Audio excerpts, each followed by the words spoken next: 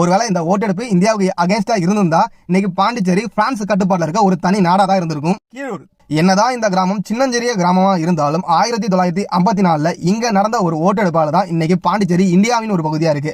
அந்த ஓட்டெடுப்பு இந்தியாவுக்கு எதிராக அமைந்திருந்தா இன்னைக்கு பாண்டிச்சேரி பிரான்ஸ் கட்டுப்பாட்டில் இருக்க ஒரு தனி நாடா தான் இருந்திருக்கும். என்னது தனி நாடா? ஆமாங்க, ஆங்கிலேயர் வசம் இருந்த இந்தியாவுக்கு 1947 ஆண்டு ஆகஸ்ட் 15 சுதந்திரம் கிடைச்சது. ஆனா பாண்டிச்சேரியோ பிரெஞ்சுக்காரங்க கண்ட்ரோல இருந்துச்சு. இந்தியாவுக்கு சுதந்திரம் கிடைச்சது பின்பும் பிரெஞ்சுக்காரங்க பாண்டிச்சேரியை தங்களோட கட்டுப்பாட்டில் வச்சிருந்தாங்க 1954 வரைக்கும். அப்ப பாண்டிச்சேரிக்கு சுதந்திரம் வேண்டி நிறைய போராட்டங்களும் பேரணிகள் நடைபெறுது. கடைசியா 1954 ஆகஸ்ட் 18 கீழூர் அப்படின்ற கிராமத்துல பாண்டிச்சேரி இந்தியாவுடன் இணையலாமா இணையக்கூடாதா அப்படின்னு சொல்லிட்டு ஒரு ஓட்டெடுப்பு நடைபெற்றது. அந்த ஓட்டெடுப்புல 178 மக்கள் பிரதிநிதிகள் ஓட்டு போறதுக்கு தகுதியுடையவராக இருந்தாங்க.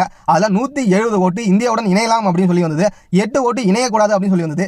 இந்த ஓட்டெடுப்பின் நிறைவா தான் இந்தியாவுடன் பாண்டிச்சேரி அப்படின்ற பகுதி இணைஞ்சது. ஒருவேளை இந்த ஓட்டெடுப்பு இந்தியாவுக்கு அகைன்ஸ்டா இருந்திருந்தா இன்னைக்கு பாண்டிச்சேரி